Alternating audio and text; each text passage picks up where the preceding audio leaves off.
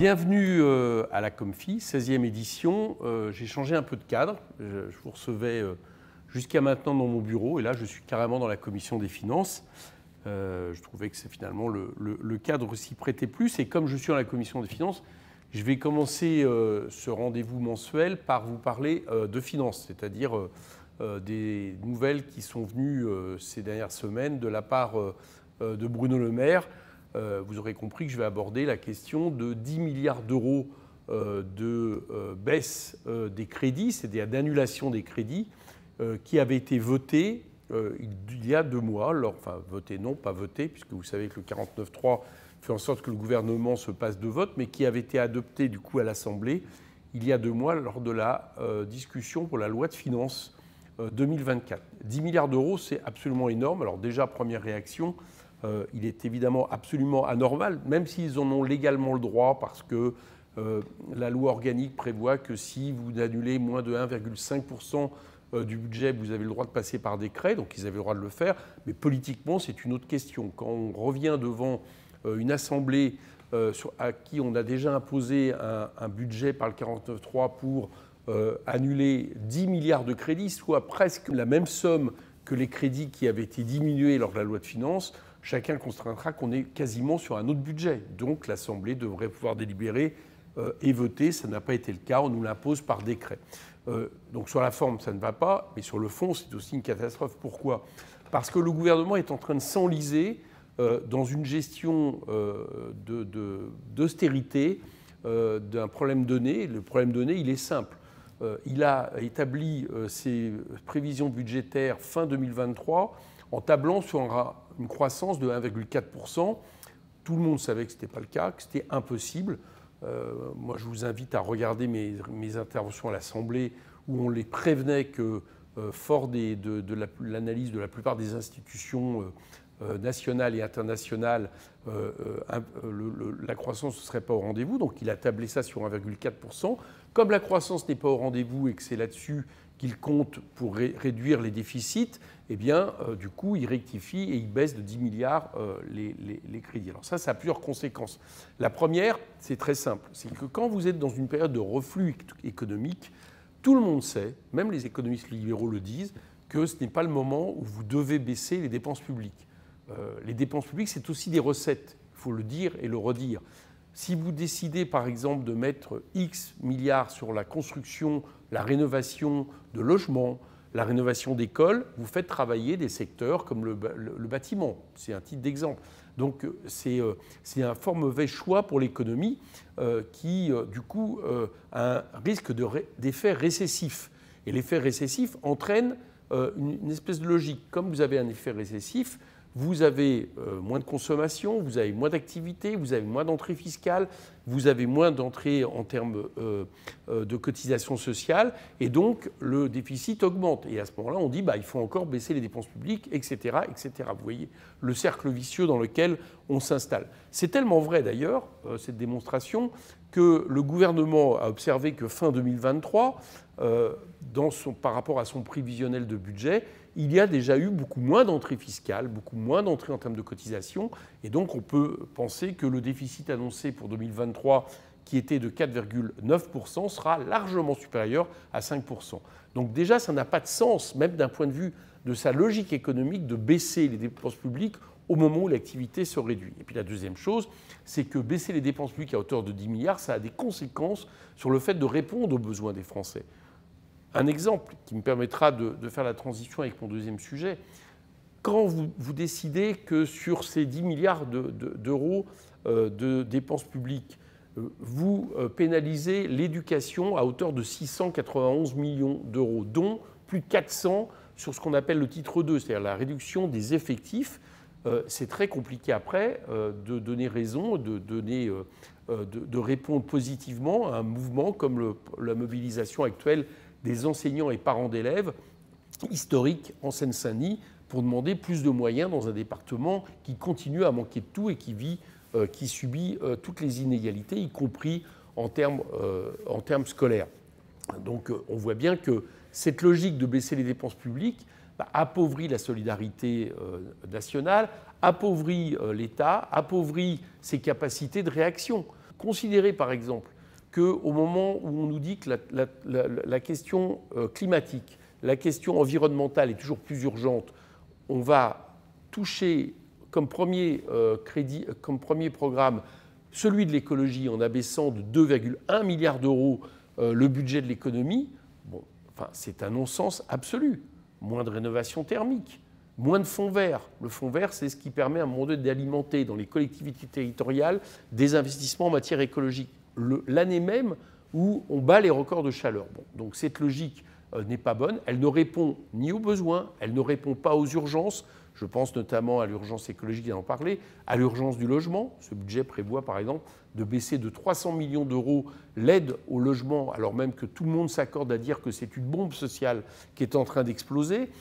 Elle ne permet pas de répondre aux besoins en matière d'éducation, mais elle touche aussi la culture, elle touche le sport, elle touche l'emploi, le travail, la formation. Bon, tout ça est une politique de la petite semaine qui est fausse d'un point de vue économique, qui ne réduira pas les déficits, j'en prends mon pari, et qui, en plus de ça, va poser des problèmes pour répondre aux besoins des Français. Donc en fait, en réalité, il faudrait revoir les fondations de ce système, à commencer par se dire que s'il y a un problème de déficit, c'est non pas dû à plus de dépenses, mais le fait que le gouvernement, et M. Macron, depuis 2017, s'est privé de près de 80 milliards d'euros de recettes par an, et des recettes qui ont principalement été, des cadeaux fiscaux qui ont principalement été aux super riches, aux ultra riches, à ceux qui n'ont cessé d'accumuler des richesses grâce justement à ces cadeaux fiscaux et puis à l'explosion du coût de la rente capitaliste, des dividendes et autres.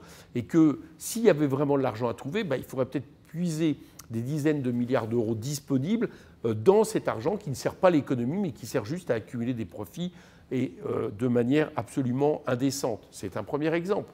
Le deuxième exemple, c'est de se dire qu'au lieu de regarder sans arrêt la question des déficits comme une préoccupation essentielle, prioritaire, en nous faisant peur, en nous expliquant par exemple que la charge de la dette va être à une hauteur absolument inassumable, alors que si on regarde en pourcentage du PIB, on s'aperçoit que l'augmentation est réelle, mais qu'elle est largement en deçà par nos États, on ferait mieux de regarder la dette écologique. Et que cette dette écologique, et d'ailleurs c'est reconnu par tout le monde, nécessite des milliards d'euros supplémentaires d'investissement et que c'est ça la priorité. Et d'ailleurs, je vais vous dire, c'est que si on misait sur une relance de l'activité, j'allais dire de la demande, par encadrer, dynamiser, conduite par la question de la bifurcation écologique, de la planification écologique, eh bien, ça rapporterait de l'argent, ça créerait des emplois, ça créerait de l'activité, et que c'est peut-être une meilleure manière de réduire les déficits que la politique de l'offre que nous permet aujourd'hui Monsieur le maire, qui d'ailleurs ne se contente pas des 10 milliards, mais nous annonce 20 milliards d'euros de baisse supplémentaire l'an prochain. Voilà, c'est une politique qui nous emmène à la catastrophe, et j'observe que dans le même moment, les États-Unis, qui n'est pas la modèle, c'est pas ce que je veux dire, mais ne se préoccupent moins des déficits que de la relance de l'activité économique, et ils s'en portent finalement pas plus mal, j'allais dire, au niveau de leur économie globale, même si encore, je le répète, je ne fais pas du modèle américain, bien évidemment, un modèle. Bon, ça, c'est la question de la politique financière. Le deuxième élément, vous l'avez compris, dont je voulais vous parler, je l'ai évoqué dans ce point, c'est la question des mobilisations en cours qui sont importantes dans l'éducation, dans mon département historique.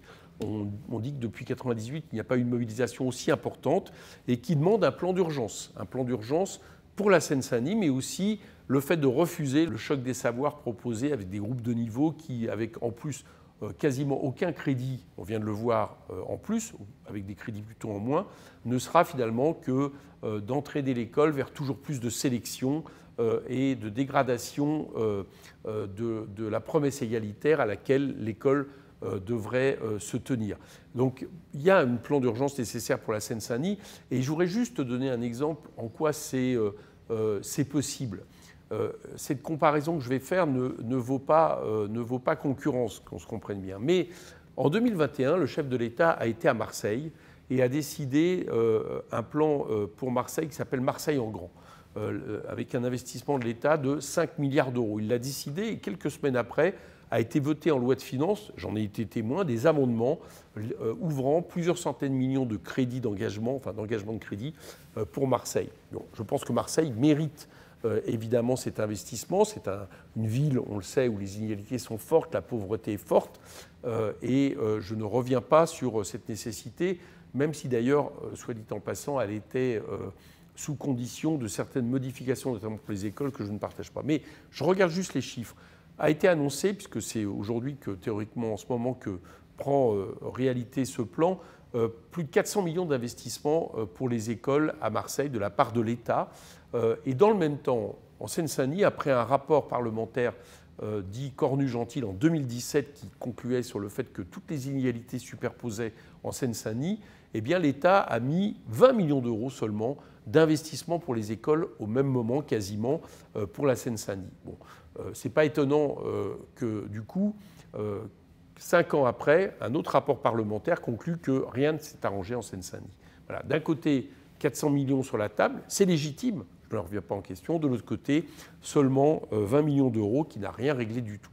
Donc ce plan d'urgence, je crois qui est estimé par l'intersyndicale à 356 millions d'euros pour le bâti, pour pouvoir justement embaucher de manière supplémentaire des auxiliaires d'éducation, des CPE, des AESH, qui sont aussi une des grandes victimes de la réduction de 10 milliards d'euros proposée par le gouvernement, alors même que leur statut est toujours précaire et qu'on a du coup, et c'est normal, beaucoup de mal à trouver du monde qui est auprès des élèves en situation de handicap.